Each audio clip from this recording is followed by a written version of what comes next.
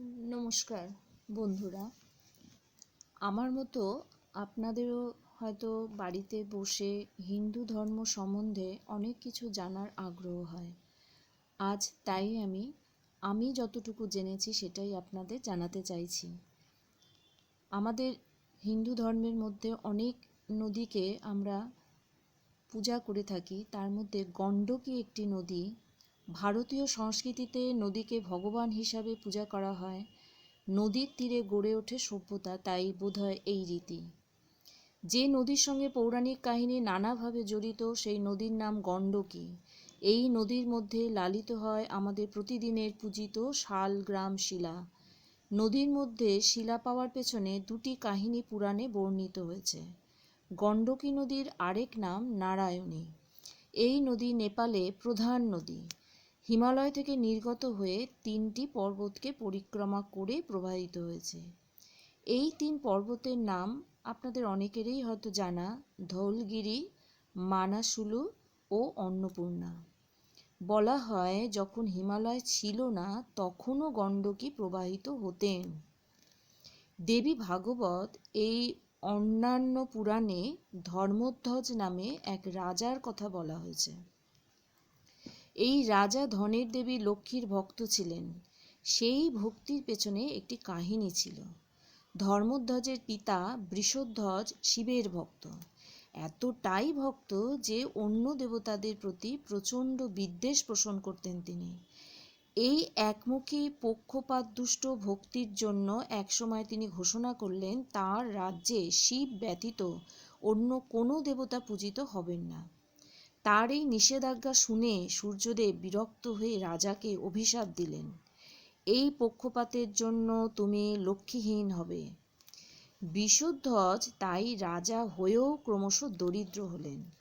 শিবের ভক্তকে সূর্য এই রকম অভিশাপ দিয়েছিলেন বলে শিব সূর্যের উপর যথেষ্ট ক্রুদ্ধ হলেন এবং ত্রিশূল নিয়ে তাকে বধ করতে উদ্যত হলেন।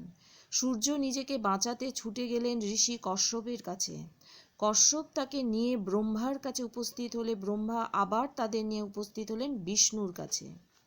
বিষ্ণু সমস্ত শুনে বললেন, বৃষধ্বজ অনেক দিন মারা গিয়েছেন, এখন তোমাদের কলহ বৃথা। বৃষধ্বজ পুত্র রথধ্বজেরও মৃত্যু হয়েছে, এখন বেঁচে আছে ধর্মধ্বজ ও কুশধ্বজ। এরা লক্ষ্মীর তপস্যা করলে লক্ষ্মী ওদের সন্তান হয়ে জন্মগ্রহণ করবেন। দেবী ভাগবত অনুযায়ী বিষ্ণুর আদেশ মতো ধর্মধ্বজ লক্ষ্মীর জন্য তপস্যা করলে তার সম্পদ লাভ হয় এবং ধর্মধ্বজের স্ত্রী মাধবীর কন্যা হয়ে জন্মগ্রহণ করেন রাসমণ্ডলের কৃষ্ণ সখী অভিশপ্ত বৃন্দা। তার নাম হয় তুলসী, আমরা যে গাছকে এখন পূজা করি। তুলসী হয়ে জন্মগ্রহণ করলেও নিজের স্বরূপবশত ধর্মধ্বজ কন্যা কৃষ্ণের প্রতি অনুরাগী হয়ে উঠলেন। তিনি কৃষ্ণপ্রিয়া হয়ে উঠলে শ্রীকৃষ্ণ তার সঙ্গলাভের জন্য শালগ্রাম শিলা হয়ে আবির্ভূত হলেন।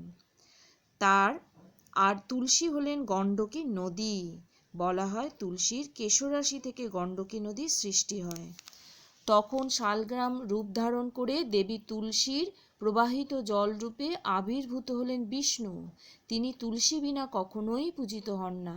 গণ্ডকী নদী ও শালগ্রাম শিলা নিয়ে গড়ে ওঠা তুলসী ও নারায়ণের কাহিনী। শালগ্রাম ও গণ্ডকীকে নিয়ে বিবাহ, পদ্ম ও ব্রহ্মবৈবর্ত পুরাণে আরেকটি কাহিনী আমরা পাই। জলন্ধর নামে এক দৈত্যের স্ত্রী ছিলেন বৃন্দা। জলন্ধরকে বধ করে অসম্ভব ছিল, কারণ জন্ম হয়েছিল শিবের তৃতীয় নয়ন থেকে এবং ব্রহ্মা তাকে বরদান করেছিলেন, তোমার স্ত্রী সতীত্ব যতদিন থাকবে তোমাকে কেউ বধ করতে পারবে না। জলন্ধর অত্যাচারী হয়ে উঠলে বিষ্ণু জলন্ধরের বেশ ধারণ করে বৃন্দার কাছে উপস্থিত হলেন এবং তার সঙ্গে বিহারে মত্ত হলেন। যেইমাত্র বৃন্দা পৌরপুরুষের স্পর্শ লাভ করলেন সেই মাত্র শিব জলন্ধরকে বধ করলেন। জলন্ধর প্রাণত্যাগ করলে বৃন্দা সমস্ত ঘটনা জেনে বিষ্ণুর ওপর ক্রুদ্ধ হয়ে উঠলেন। রাগে ক্ষোভে তিনি নিজেকে নদীতে রূপান্তরিত করলেন, আর বিষ্ণুও সেই নদীতে তার সন্তান রূপে বিরাজ করতে লাগলেন। স্কন্দ পুরাণে আবার ভিন্ন কথা বলা হয়েছে। এই পুরাণ অনুযায়ী একটি দৈব ক্ষমতা সম্পন্ন কীট, যা আকাশ থেকে নেমে এসে কালী গণ্ডকী নদীর উপর পতিত হয় এবং ধীরে ধীরে শিলাকে একটি চক্রাকারে বিশেষ রূপ দান করে। এই কীটের নাম কি জানেন? এই কীটের নাম হলো বজ্রকীট। ধৌলগিরি ও অন্নপূর্ণা পর্বতে গ্রামের মধ্যে প্রবাহিত হচ্ছে নদী, সেই গ্রাম গ্রাম বা নাথ।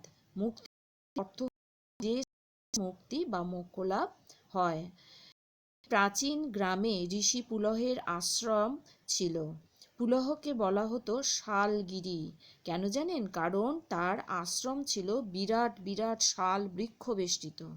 এই অঞ্চলে যখন বিষ্ণু শিলারূপে সৃষ্টি হলেন, তখন সেই শিলার নাম হলো শালগ্রাম। বৈষ্ণবদের কাছে মুক্তিনাথ হলো একটি গুরুত্বপূর্ণ তীর্থক্ষেত্র। বিশেষত মধ্য সম্প্রদায়ের কাছে এই তীর্থ খুব মাহাত্ম্যপূর্ণ।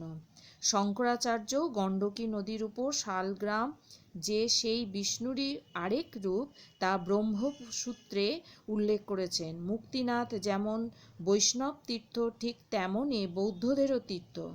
তারা মনে করেন বিষ্ণু নন, এখানে অবলতীশ্বর বাস করেন, যিনি তাদের নির্বাণ দান করবেন। এই প্রবাহ কখনো কালীগণ্ডকী, কখনো সপ্তগণ্ডকী ও কখনো বৌদ্ধি গণ্ডকী নামে পরিচিত ও প্রবাহিত। নমস্কার।